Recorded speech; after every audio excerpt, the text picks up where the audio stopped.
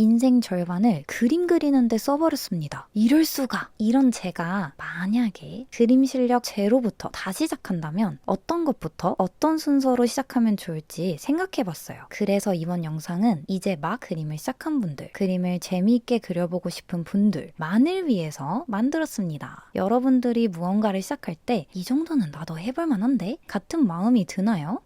저는 이게 가장 중요하다고 생각해요. 여러분들이 그림 초보라면 더 중요합니다. 우리가 운동을 하러 헬스장에 처음 가서 무게가 이따만한 아령을 보면 겁이 나서 시작할 엄두조차 나지 않잖아요. 당장 뭐부터 해야 할지 모르겠고요. 운동도 쉬운 동작부터 배워야 다치지 않듯이 그림을 처음 시작할 때도 쉬운 동작부터 하는 게 중요해요. 그럼 그림의 가장 쉬운 동작은 뭘까요? 스케치입니다. 스케치는 그림의 시작이라고 불리죠. 스케치를 잘하면 그림 그리는 과정이 쉬워지기 때문이에요. 그래서 저는 초보인 여러분들이 쉽게 스케치하는 방법을 아는 게 가장 중요하다고 생각해요. 시작이 쉬워야 꾸준히 할 수 있으니까요. 지금부터 스케치의 처음부터 완성까지 하나하나 알려드릴 테니 한번 따라해보세요. 함께 그리다 보면 자연스럽게 성취감과 자신감을 얻게 되고 재밌게 그림 그리기를 해낼 수 있을 거예요. 먼저 내가 그려보고 싶은 것들을 적어보세요. 남이 정해준 걸 그리기보다는 내가 그리고 싶은 걸 그려야 재미있게 시작할 수 있어요. 아마 많은 분들이 그리고 싶은 게 있을 것 같아요. 보통 내 손으로 직접 그려보고 싶어서 그림을 시작하니까요. 혹시 그리고 싶은 게 없다면 나에게 익숙한 것이나 좋아하는 것들을 생각해보세요. 크기가 작은 형태들이면 더 좋아요. 예를 들자면 음식 캐릭터, 동물, 식물, 과일 등등. 다만 꽃향기, 부드러운 매운맛처럼 후각, 촉각, 미각이나 풍경처럼 넓은 공간은 아직 초보자가 그리기 어려울 수 있으니 구체적인 대상, 물체를 위주로 써보세요. 무엇을 그릴지 정했다면 그 다음은 뭘로 그려야지? 하는 생각이 들 것 같아요. 제 대답은 아무거나 전부 다 가능입니다. 근데 그림 그리는 방법을 좀 찾아보신 분들은 당연히 연필로 시작하는 게 좋지 않나요? 라고 질문할 것 같아요. 네, 맞아요. 그림을 시작할 때 연필로 그리는 걸 많이 추천합니다. 그 이유는 연필로 그리게 되면 선의 강약을 세밀하게 조절하기가 편하고 수정이 용이하기 때문이에요. 나중에 명암의 톤을 부드럽게 넣기에도 적합하죠. 하지만 저는 여러분의 눈앞에 있는 재료를 썼으면 좋겠어요. 솔직히 말해서 평소에 누가 연필을 쓰나요? 안 쓰잖아요. 써도 샤프 정도? 연필이 없으면 사야 하고 하나 사자니 배송비가 너무 아깝고 그냥 다음에 연필 사고 그림 그리지 뭐 하면서 이 영상도 끄게 되죠. 그쵸? 띠로리. 재료는 여러분 눈앞에 집히는 거 다 좋습니다. 연필, 샤프, 볼펜, 네일펜, 색연필, 디지털 펜 다 좋아요. 그림 그릴 종이도 상관없어요. 바로 시작할 수만 있다면 작은 포스트잇이나 이면지에 하셔도 좋습니다. 오히려 내가 그나마 많이 사용해본 익숙한 도구로 그리면 그림 그리는 과정이 덜 낯설게 느껴질 거예요. 이제 그림 재료도 내 눈앞에 놓였으니 본격적으로 스케치를 해봐야겠죠. 아까 내가 생각한 그려보고 싶은 것을 단순하게 그리는 거예요. 예를 들어서 그리고 싶은 게 강아지라고 할게요. 강아지의 실제 사진을 냉큼 가져와서 그려봅니다. 잠시만요. 이게 맞나요? 실제 사진을 보고 그리면 너무너무너무 어렵겠죠.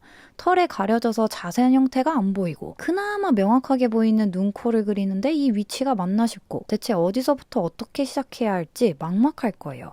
우리는 그림이 아예 처음인데 레퍼런스를 실제 사진으로 가져오면 너무 어려워요. 그래서 사진이 아닌 라인 드로잉, 일러스트, 캐릭터, 그림을 보고 시작해보는 거예요. 이 그림들은 실물의 복잡한 형태를 단순화시켰기 때문에 처음 그리는 분들도 큰 형태가 한눈에 보여서 쉽게 그릴 수 있을 거예요. 레퍼런스는 구글에 검색해보시면 됩니다. 이렇게 검색하면 잘 나와요. 일러스트나 캐릭터는 색깔이 들어간 이미지가 많아서 어려울 수 있어요. 처음에는 심플 드로잉, 라인 드로잉으로 검색해서 시작하는 것을 추천드려요. 구글뿐만 아니라 핀터레스트처럼 이미지 알고리즘이 잘 되어 있는 사이트에 검색해보는 것도 좋아요. 근데 그림을 찾아보실 때 이 사실을 잊지 말아야 해요. 그림 레퍼런스는 내가 그림을 잘 그리기 위해 연습하는 그림 선생님들입니다. 따라 그린 연습용 그림들을 마치 내가 창작한 것처럼 도용하면 안 되겠죠. 레퍼런스를 찾으셨다면 이제 진짜로 스케치를 시작해봅시다. 지금부터가 가장 중요하니까 집중해주세요. 첫 번째, 가장 큰 형태부터 그리세요. 큰 형태를 찾는 방법은 내가 그리고 싶은 대상의 테두리를 보면 찾기가 쉬워요. 테두리를 보다 보면 모양이 달라져서 꺾여지는 부분들이 생겨요. 그 부분들을 크게 덩어리로 나누면 됩니다. 덩어리로 나눌 때는 나에게 익숙한 도형, 동그라미, 세모, 네모를 이용해 주세요. 잠깐 주의사항이 있는데요. 물체에 따라 테두리가 꺾인 부분이 많을 수 있어요. 이때 꺾인 부분마다 덩어리를 나누게 되면 복잡해지겠죠? 그래서 최대한 큰 덩어리로 나누는 게 포인트입니다. 작게 꺾인 부분은 큰 덩어리 안으로 포함시켜 주세요. 잠깐 멈추고 제가 그린 이미지를 참고해 주세요. 저는 이 강아지 그림을 예시로 큰 형태를 그려볼게요. 강아지의 얼굴과 몸통을 먼저 동그랗게 그려야겠죠? 얼굴과 몸통의 큰 구조를 서로 비교하며 비례에 맞게 그립니다. 강아지는 몸통이 얼굴보다 더 크고 긴 모양이잖아요. 그래서 얼굴을 기준으로 몸통을 좀 더 크고 긴 동그라미로 그리는 거죠. 두 번째, 큰 형태 안에 중간 형태를 그려봅니다. 얼굴 안에 눈, 코, 입, 귀, 몸통에 달린 다리와 꼬리를 그리는 거예요. 큰 형태가 잘 그려진 상태에서 눈을 그릴 때 훨씬 쉽게 그릴 수 있겠죠. 얼굴이라는 동그라미 안에서 눈 위치와 크기를 잡으면 되니까요. 다시 말해서 비교할 수 있는 여백이 좁아지니 위치 잡기가 수월해집니다. 마지막 세 번째, 작은 형태들을 그려보는 거예요. 중간 형태 안에 작은 형태들을 그리면 스케치가 더 자세히 표현이 되겠죠. 눈 안에 반짝이는 빛이나 코의 콧구멍, 발의 발가락 라인 등이 작은 형태가 됩니다. 이렇게 큰 형태를 시작으로 큰 형태 안에 중간 형태, 중간 형태 안에 작은 형태들을 그려나가다 보면 어느새 스케치가 완성이 될 거예요. 형태를 단순화시켜서 어색하게 각지게 표현된 모양이나 선들은 물체에 맞게 다듬어주면 좋겠죠. 자, 오늘 영상을 정리해 볼게요. 그림 초보자분들을 위한 쉽게 스케치 그리는 방법. 1. 내가 그리고 싶은 주제 찾아보기. 2. 1번 주제에 맞게 단순화된 쉬운 레퍼런스를 찾기. 3. 큰 형태 그리기. 4. 큰 형태 안에 중간 형태 그리기. 5. 중간 형태 안에 작은 형태 그리기입니다. 자신의 그림 실력에 따라 5번은 생략해도 됩니다. 오늘 제가 알려드린 방법으로 스케치만 잘 그려도 형태를 보는 감각이 생길 거예요.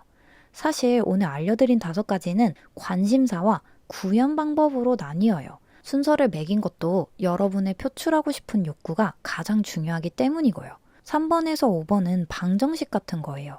여러분의 생각을 구현 방법에 대입만 하면 되는 거죠. 방법은 어느 정도의 시간을 거치면 누구나 도달할 수 있다고 생각합니다. 하지만 여러분의 관심사로 시작한 그림은 좀 더 애착이 가고 나중에는 여러분만의 영감이 되어줄 거예요. 저희처럼 그림 그리기를 좋아하는 사람들이 늘어날 수 있도록 구독과 좋아요로 응원해 주시면 감사하겠습니다. 오늘도 영상 봐주셔서 감사합니다.